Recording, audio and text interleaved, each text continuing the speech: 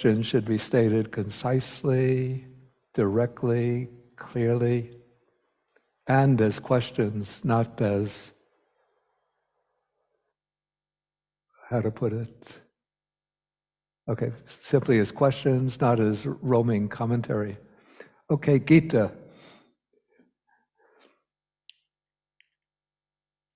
Gita, you're unmuted.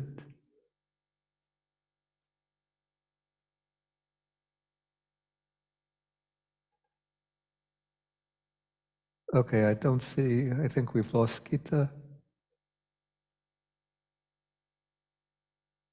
Or maybe she didn't want to ask a question. Okay. No, I did, Bhante, but I was muted and there was nothing I can do. Okay. So I was just kind of Okay, stuck. now we Okay. could hear you. I have a question, Bhante. You taught us one technique of taming our mind. Can we use other techniques of taming and training the mind? Because it's such a tricky topic. On this retreat, follow the instructions that I'm giving. When you're on your own, you use whatever method you find effective convenient. for yourself. Okay, yeah, that's it. I just wanted to find out. Okay, that's the Thank way you. I like questions to be posed. Simple, clear, straight. Thank you, Bhante. Mariam? Okay, Mariam? Unmute. Thank you, Bhante. The question I have is regarding Chitta with the meditation that we did this afternoon. Yeah. I had a hard time grasping what I'm trying to look at. Like, for example, feeling I can feel. Mind with feelings I can feel. But when you say watch the mind, I didn't know exactly what I'm watching for. It was difficult. I knew it was not the brain because you told me last week the brain and mind are two different things and the brain was not part of the body. I think the mind is not part of the, I don't know it as part of the body. I don't know where it is in the body so I can focus on it. Okay, you are not supposed to be focusing here on a particular part of the body. But okay, you're sitting now. Okay, you close your eyes and bring the word Coca-Cola to your mind. Or pick an image of a bottle of Coca-Cola. Can you do that? Yes. Okay, so now you're focusing on the word Coca-Cola or the image Coca-Cola. Okay, throw away the bottle of Coca-Cola and now bring the word mind into your mind. And now it's a verbalization rather than a visual image. But now when you look into your mind, you see that you are formulating that word. Mentally, you're formulating the word. And so you're looking at the word being formulated in your mind. And while you're looking at the word, because the word is formulated in the mind, and you're looking at that word, you're also looking, well, you're actually looking at the mind itself. And so you're just sustaining your mindfulness on the word mind in order to, let's say, take the active functioning part of the mind as the object of the mind awareness, the mental awareness. Remember when I introduced this practice, I said that we could see two aspects to the mind. What I call the active aspect, which formulates thoughts, ideas, images, which carries on a kind of monologue, commentary on things in our experience. That's the active side of the mind. And the other is the aspect of, call it simple awareness, knowing what is taking place, in this case, knowing what is taking place in the mind. And so you're using that simple awareness side of the mind to watch the active side of the mind. And you're able to sort of focus your energies on the active side by reducing all the content of the active side of the mind to just what that simple word mind, which is the object itself. Does that seem clear enough? It's, well, verbally it is, but it's hard when I try to put it into practice. I remember when you, at some point you mentioned, how is it coming, if I understood you correctly, in terms of how the mind, the word mind is being formulated into the mind. Yeah. And I felt like, okay, I thought about it and I felt I have an intention to create that. So that kind of took me down the rabbit hole of, okay, where does the intention come from? Yeah, don't go on with these lines of inquiry. Just watch, watch, watch. That's all you have to do. And whatever else arises, any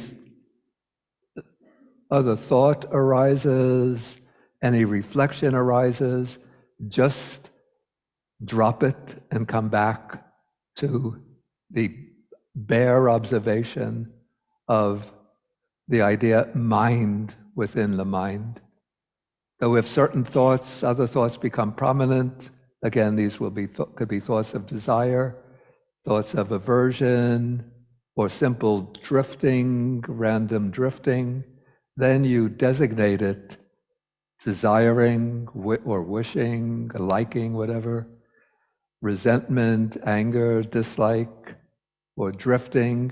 Then after you label or designate those thoughts, you let them go and come back observing mind, mind, mind.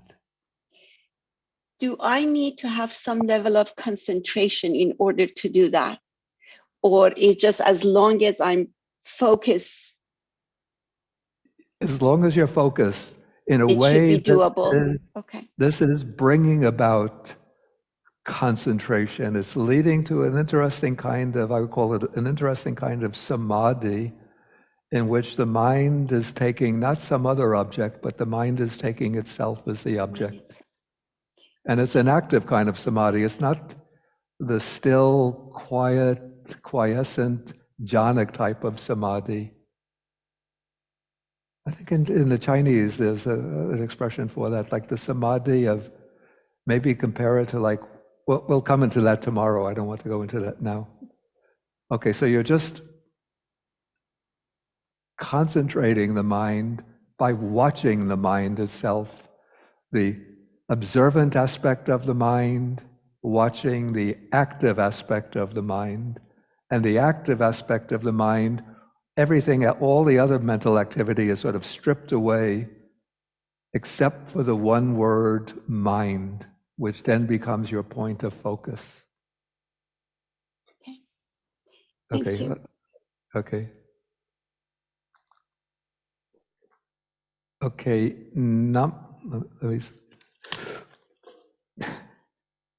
I think it's Nam Ki Choi. See, I picked up my glasses without mindfulness, and so I dropped them. Okay. Okay, Nam Ki, you unmute.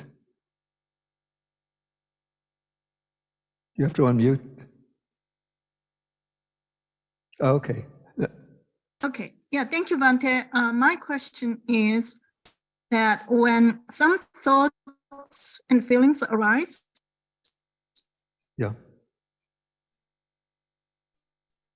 these are accompanied by such as sorrow with the not in the heart, right?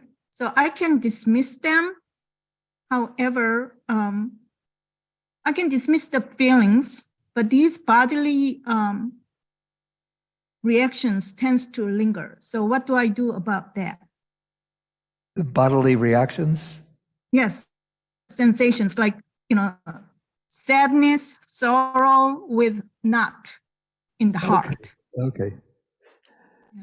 Okay. In this practice, you don't attend to the bodily sensations. I mean, you experience them, but you don't focus on them. You just focus on the mind.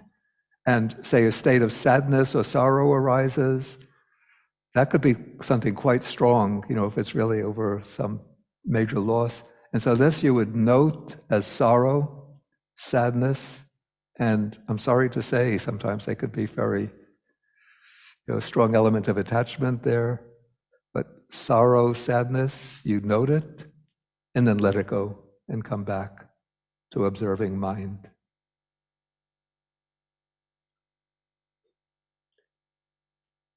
Okay, next, Mark Carpo. Good evening, Bhante. Good evening.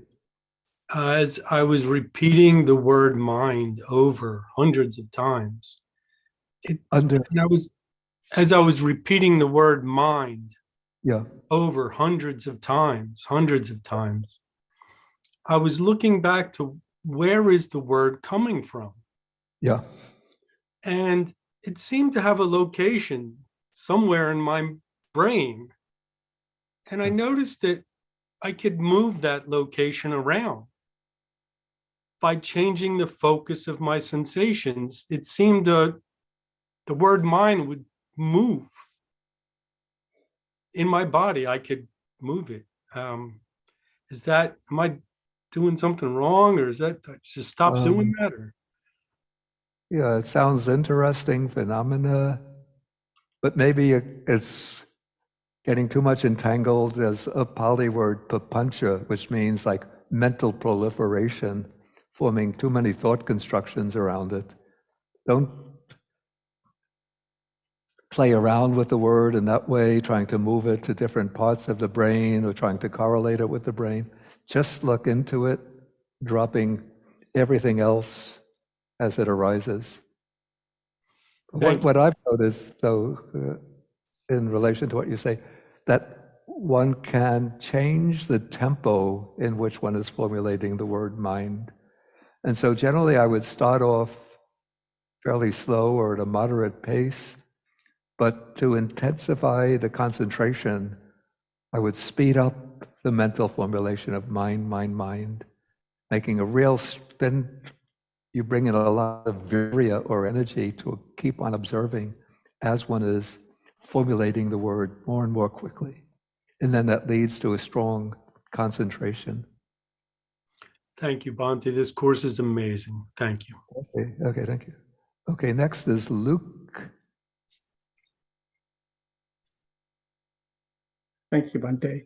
My question is to help settle and calm the mind. Is it recommended or advisable to add some type of meditative music during the meditations? To add meditative music? Is that what you said? Yes, Bhante. Yes. In this practice, I wouldn't suggest that. Just keep it silent. Okay. On other occasions, if you find it beneficial to have some background music, you can, but in this course, this is the austere way. Okay. Yeah. Thank you. Okay, Rocky, and you unmute. How are you, Bhante? Okay, you're unmuted. You can I ask you a personal question? Yeah. When you mentioned when you went to Asia for your ordination, what did you bring with you? What? What did you bring with you? What belongings? I'm not catching. When I went for my ordination, again? What did you bring with you? What did I bring? Are you hearing it? What you got with you? stuff you bring with you? What did I bring with me? Yeah.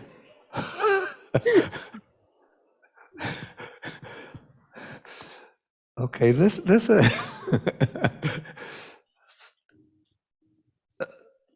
I left for Asia. This is August 1972.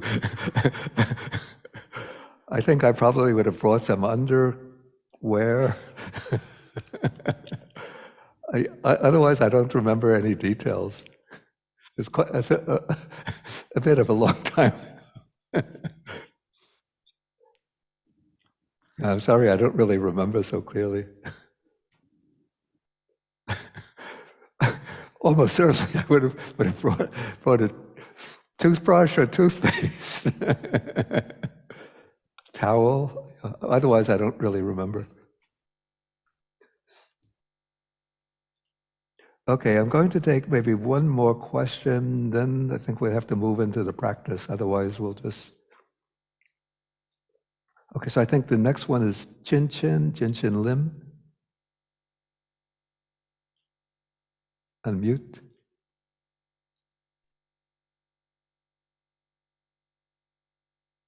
Thank you, Bante. Am I right to, with this mindfulness of the mind, you are kind of like visualizing the word mind as you recite mind. Am I right? Yeah. When I do that, every time when I recite the word mind, yeah, it keeps coming out like a flashcard mind. It's just not like the word there, like you're staring at it, like you imagining or visualizing staring at it, but it's like the flashcard. Like flashcards. Yeah. So every time That's when okay. I recite the word mind. That's okay. If it comes like flashcards, but don't be visualizing the print of the word mind. But it comes sort of, it's coming like flashes of the word mind. But don't be distracted by, comparing with anything. It's like flashcards or like this or like that. But just keep on looking into the word in order to look at the mind itself. Again, to use the simile that I used in the afternoon,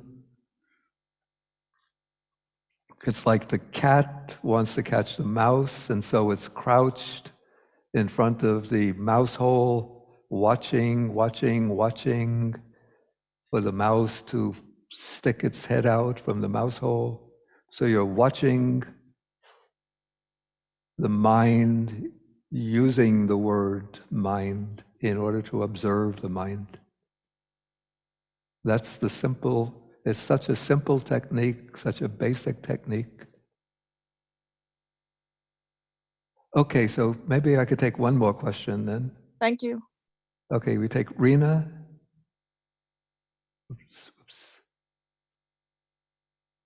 So many times when you're observing the mind, there is such a constant thoughts with strong force. It gets very tiring to bring your mind back to the object of attention. So in that case, if it gets too tiring, is it okay to take a break and let the mind flow with the thoughts, or do you recommend constantly putting energy, even if it's tiring, to come back? At this point, keep on watching the word mind. Just keep on mentally turning over the word mind over and over, looking into the word. Yeah, that's the method. We'll come to another stage tomorrow, but at this point, just keep on watching the word mind, and whatever thoughts come up, just let them come up and drop them, and go back to watching the mind. To use another analogy, it's a bit like, okay, this is a little imaginative. Okay, maybe we're in a garbage heap and there's garbage scattered every place, and we're told that underneath all of the garbage, there's a precious jewel. Okay, and so we want to get to that precious jewel, and what we have to do is to keep on digging, digging, digging, and discarding all of the garbage that's obstructing our access to the jewel. And so these are all of the garbage are the thoughts, feelings, emotions, memories that come flowing into the mind. Whenever they come up, just like digging through the garbage heap, you just cast them aside and come back to observing mind itself through the word mind.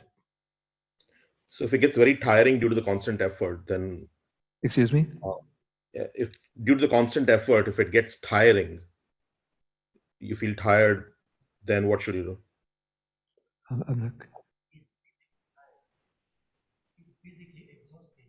Oh, I see. You're finding it physically tiring. Mentally tiring, let's say, to constantly bring the mind back. Okay, mentally tiring. Then what you do is just slow, maybe you're reciting too quickly, slow it down a bit and do it at a more leisurely pace. Try it No, at a it's the more effort of bringing your mind back from thought to the word mind that is tiring. So the thoughts are constantly taking it away and then constantly trying to bring it back and keep that watchfulness. That part is tiring. See, bringing the mind back to the mind, you find tiring. Yeah, because it's so frequent, because it's so often. And yeah. I think I just keep on, have to just keep on doing it till you build up a certain amount of energy in doing it, and that will help to dispel the tiredness. But you do it at your own pace, whatever you feel comfortable with. You don't want to get to overexhaust yourself.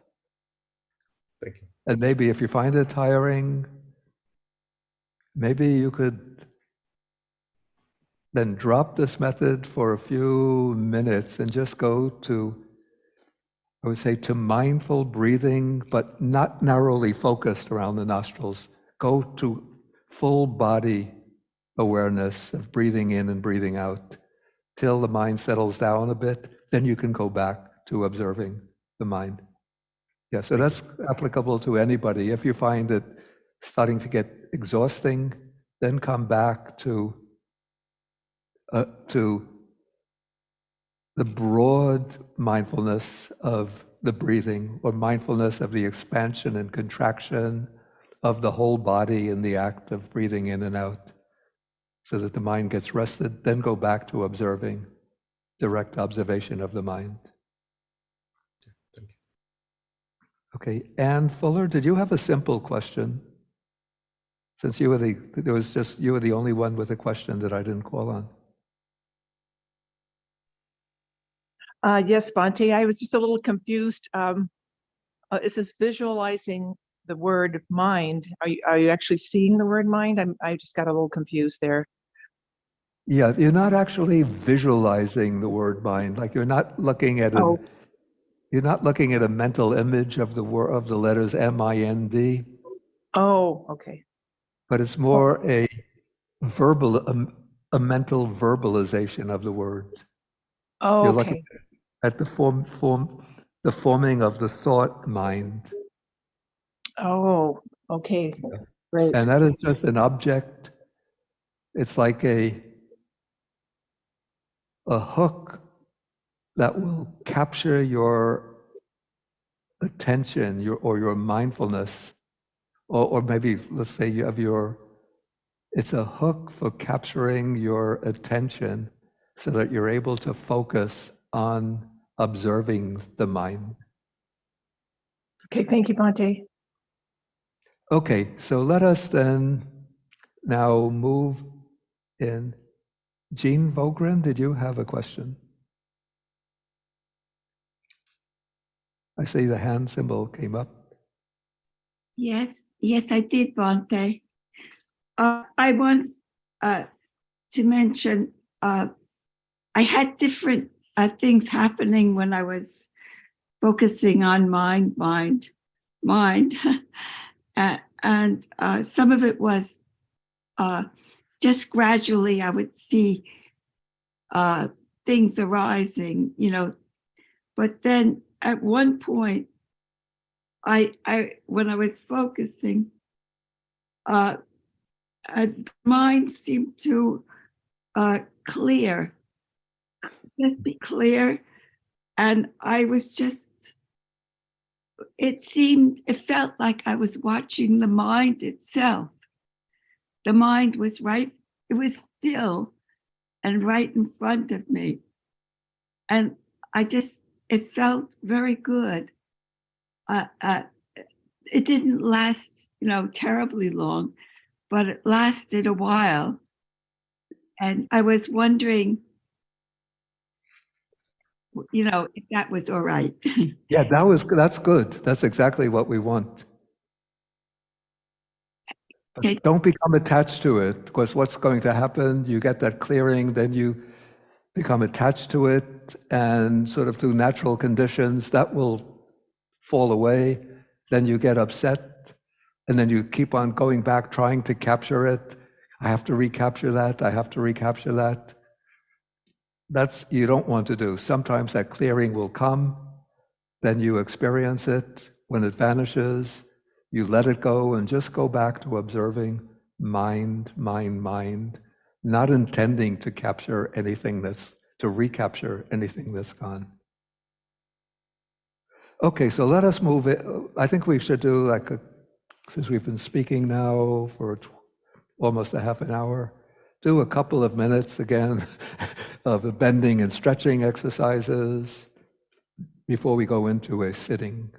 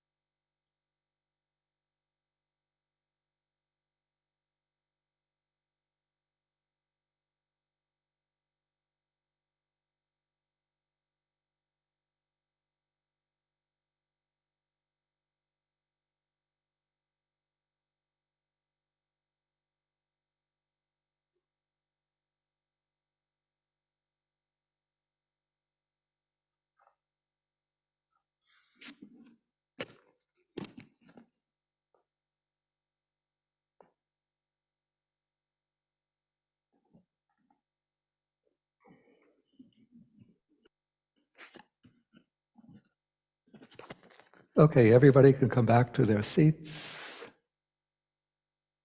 And we'll do this as a 30-minute sitting, since it's quite a vigorous practice.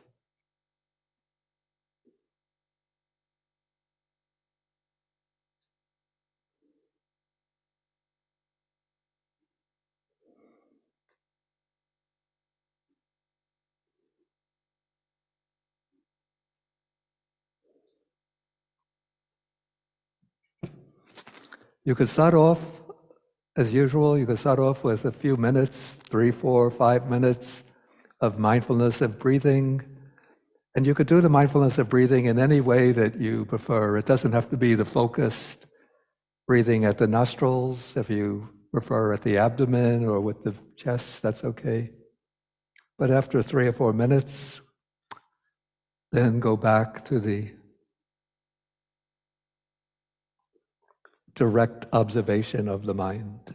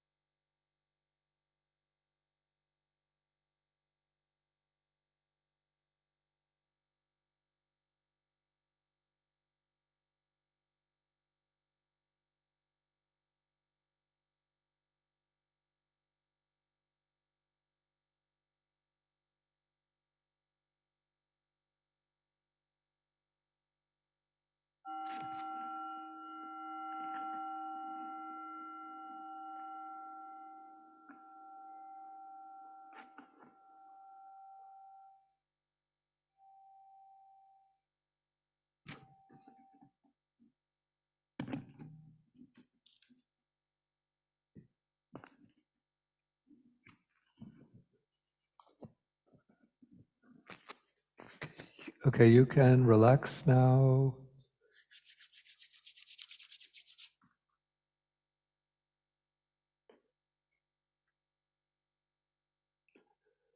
And we'll be doing now a period of walking meditation. And you can do it in either of two ways.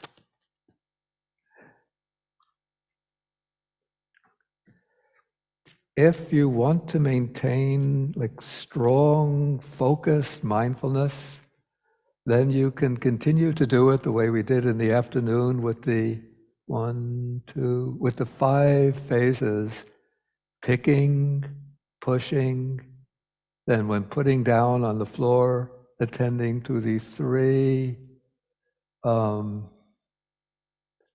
aspects or 3 stages of putting down: heel, sole, ball of the foot. So picking, pushing, placing, placing, placing. So that is a way for developing finely focused mindfulness. But if you feel that your mind is getting a bit too tight because of looking into the word mind, and you want to do it in a somewhat more relaxed way, then just use 3 phases: picking, pushing, placing. Picking, pushing, placing, without dividing the phase of placing into the 3 sub-phases. So you do it whichever way you prefer. Okay, so we will do this, let us say, about 20 minutes, then we'll come back to our seats for the concluding sitting meditation.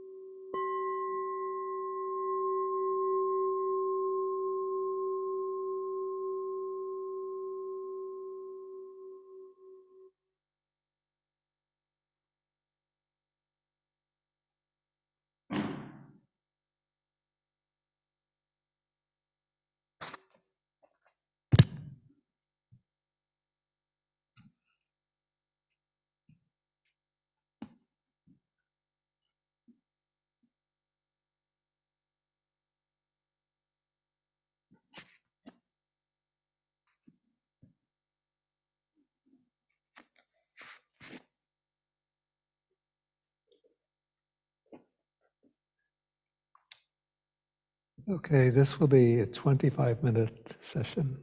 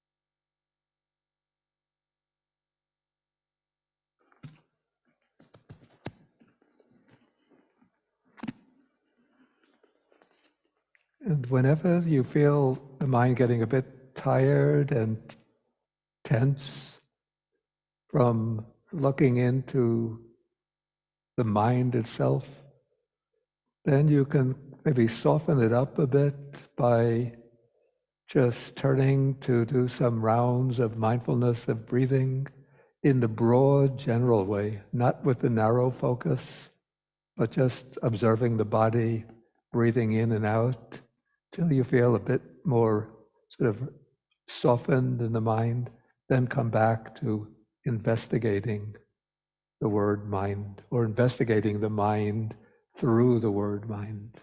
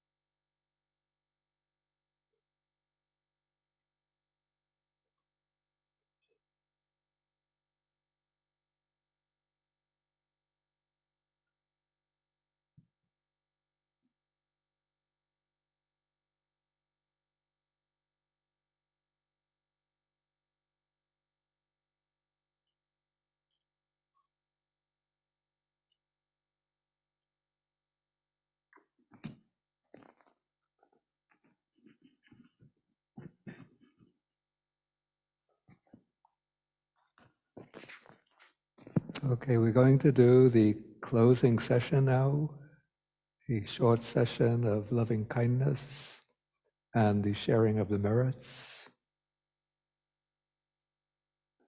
And you could sit in a more relaxed position.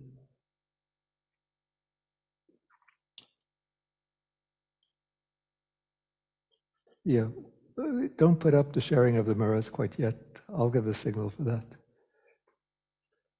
Okay, so take a somewhat relaxed, comfortable sitting meditation position. Take a few mindful breaths in and out.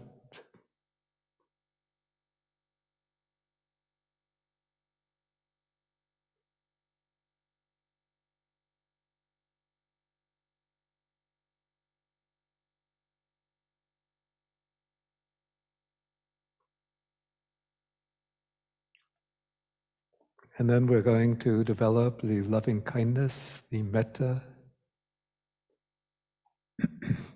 And so we extend our mind over the entire world, over the entire planet Earth.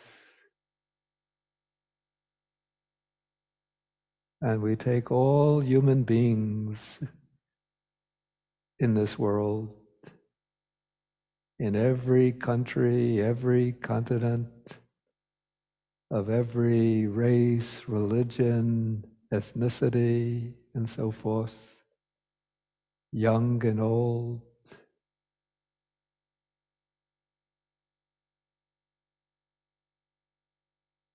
And then from our heart, we generate the wish, may all the people in this world be well and healthy.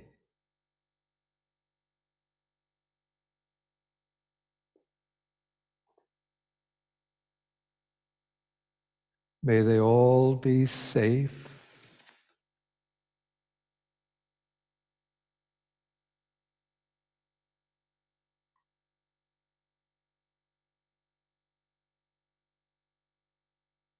May they all be free from harm.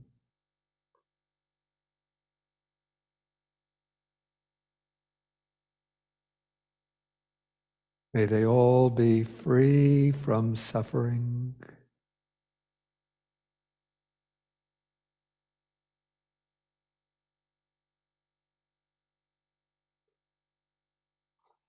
And may they live together in harmony and at peace.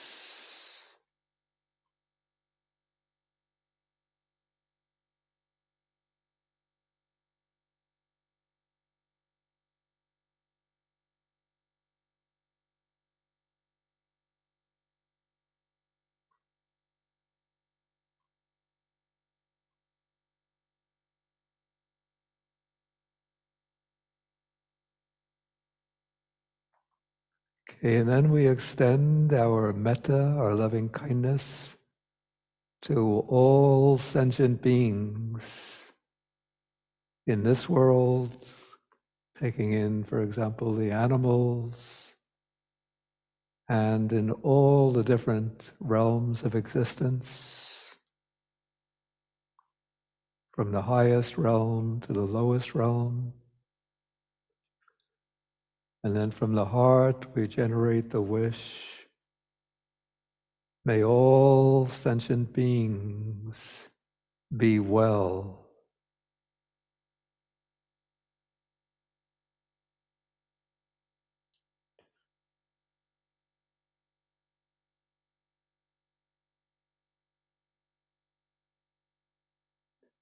May all beings be safe.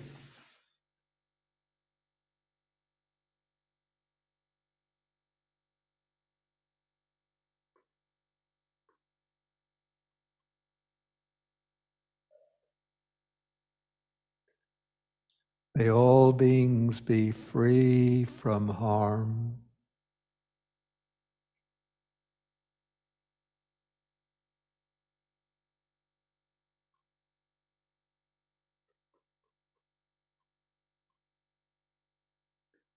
May they all be free from suffering.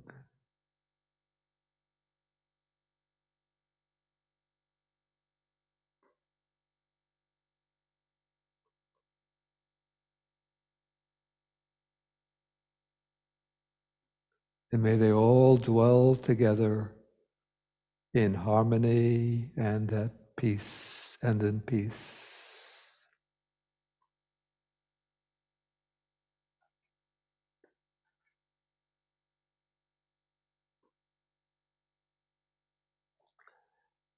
Okay, now you continue to generate the loving kindness towards all beings, and I'll recite the verses for sharing the merits. Okay, now we could put those verses up. And so we're going to share the merit with all of the devas or deities, the nagas or dragon spirits, asking them to protect the Buddha's teaching, to protect the exposition of the teaching, and to protect all beings in the world. Akasata cha bhumata deva naga mahidika punyantang anumoditva chirang rakantu sasanang. Akasata cha bhumata deva naga mahidika punyantang anumoditva chirang rakantu desanam. Akasata cha bhumata deva naga mahidika punyantang anumoditva chirang rakantu mang parang. Okay, now when we recite the concluding verse for extending loving kindness and compassion, while reciting this, you can bring to mind any people you might know who have either passed away and you want to share the merits with them personally, or people who are still alive, relatives or friends who are going through some hardship, difficulty, personal challenges, vocational challenges, and so on. And again, you share the merits with them. Okay, so I recite, Dukkha pata cha nidukkha, baya pata cha nibaya, soka pata cha nisoka, hantu sabepi panino. May those who suffer be free from suffering. May those in fear be free from fear. May those in sorrow be free from sorrow. May all living beings also be thus. And then we go sadhu, sadhu, sadhu. Okay, so this concludes the third day of this retreat, and we continue on to tomorrow. Tomorrow is Monday, and I know that since it's Monday, a number of people who have jobs out in the world will have to go to work and so can't join us on the retreat. So, of course, if you have some time off, please do join us. And if you can't join us, then I thank you for joining us for these days, at least for this weekend. Okay, we're going to end the day's activities now with 3 full bows to the Buddha. Okay, so our abbas, Venerable Hongzhan, will lead us in the concluding bows.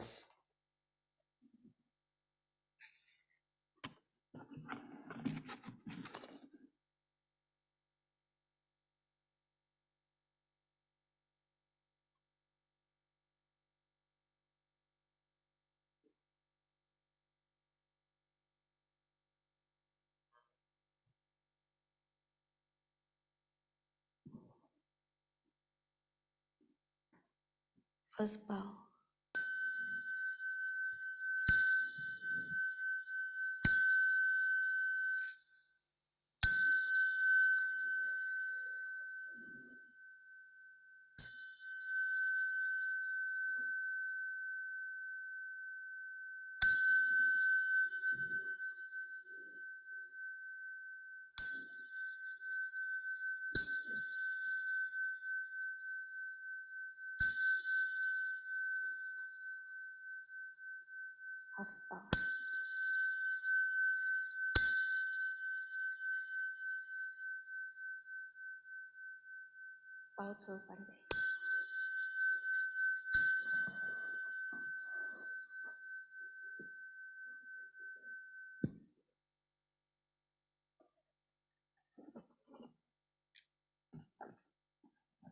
Okay, so have a good rest tonight.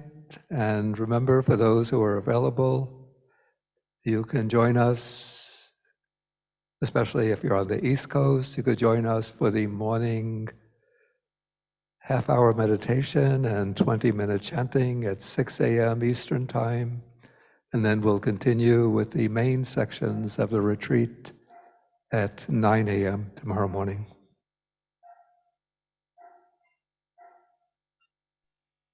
Thank you, Thank you, Bhante. Thank you, Bhante. Bante. Thank you, Bante. Bhante. See you tomorrow morning, Bante. Thank It was a great retreat, Mucho Bante. metta, Bhante. Loved it, Thank you. Bante. A great Thank you. See you tomorrow.